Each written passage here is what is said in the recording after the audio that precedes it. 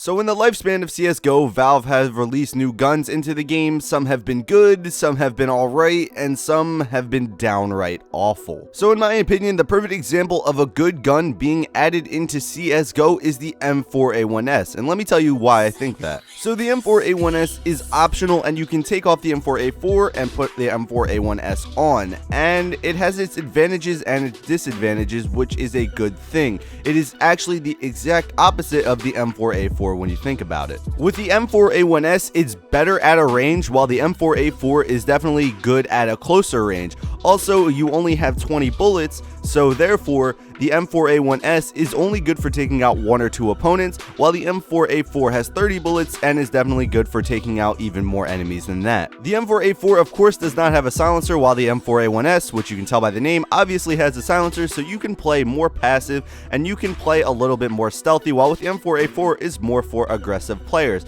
We've seen that the M4A1S is usually played with a passive style because it's not really designed for pushing, while the M4A4 is the exact opposite. You can still play passive with it, but people who use it are more inclined to play a bit more aggressive than someone with an M4A1S. So now that I pointed all this out, you can clearly see that the M4A1S has some disadvantages that the M4A4 doesn't have, but vice versa, the M4A4 has some advantages that the M4A1S doesn't have. This is why we're seeing such a split in the community of people using the M4A4 and the M4A1S. Normally on your team, there will at least be 1 or 2 guys using the M4A1S, or like 3 or 4 with the M4A4. This means that the gun has been properly balanced, and that is a good thing to see. Now, an example of a gun that is not properly balanced and one that is very bad and really doesn't help the game at all is the R8. The R8 was introduced a few months back, and it is pretty much a revolver. When it first came out, it was very broken to the point where you really didn't even need to use a rifle. You could just pull out your R8 for $800, I believe, and literally you could just one-tap people if you shot them in the right spot. It is pretty much a pocket off. But after the community complaining, rightfully so, Valve fixed it, and now it is pretty much useless. So to use the R8, you would have to take off the Desert Eagle, and when you take off the Desert Eagle, which is actually a good gun, you have the R8 and you can't really switch mid-game.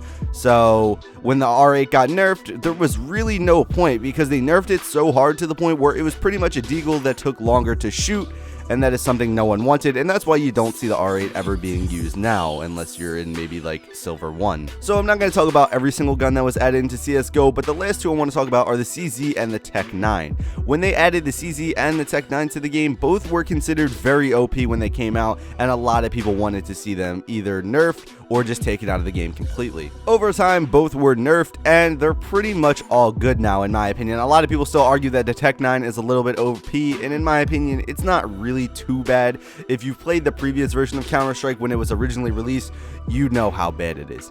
You know how bad the Tech 9 and the CZ can be. They were very OP, and they were kind of game breaking just like the R8, but they nerfed them to the point where they're still usable, but they're just not useless, which is good because we don't want another R8 situation on our hands. Well, personally, if I was to add a gun into the game, it would probably have to replace another gun, because if you look at it now, you can't just take guns out of the game like you could in previous Counter-Strikes because of the whole thing with skins and people paying for these skins, and if the gun was taken out, then they would literally have technically wasted money. So what I would do is I would use a gun to replace the PP Bison. In my opinion, the PP Bison is terrible, and it's just my opinion. You may differ, because some people are actually really good with it that I've seen, but I am absolutely terrible with it. So what I would do is I would replace it like the M4A4 got replaced with the M4A1S. You would pretty much have an optional use there to put the PP Bison on, or my gun, which would be the MP5. So we've seen the MP5 in other Counter-Strikes. We've also seen it in the Steam Workshop. A lot of people are working on models for new guns that actually aren't in the game, which is really cool, and probably the gameplay you're seeing on your screen right now.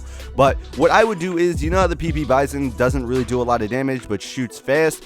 I would change that. It would be the same price, but instead of shooting fast, it would shoot slow. It would possibly be the slowest shooting SMG in the game, but it would do a bit more damage. Not a lot of damage, because that would be OP for the price, but it would change it up dramatically. Like, it would be more of a passive style SMG, which is something that I feel would be cool to pretty much use. That is just my small idea, though. I'm not really a game developer. I don't know how to make weapons and add them into the game, but this leads us to the question of, does CSGO need a beta client? And I've already said in other videos videos that I feel CSGO needs a beta client, and that's something the community has been saying for a while. The problems such as the R8, the CZ, the Tech 9, they really wouldn't have been problems if there was a beta client, because if you don't know, what would happen is these games would be tested inside a beta version of the game, which wouldn't really be released to the public. It would probably be played by pros and other people in the community, and they would decide what is OP, what is not OP, how to fix things before it's released to people like me and you. It's a really good idea and something that I think Valve should look into, as they already do it for their other popular game, Dota 2, and it seems like we're becoming the neglected stepchild of Valve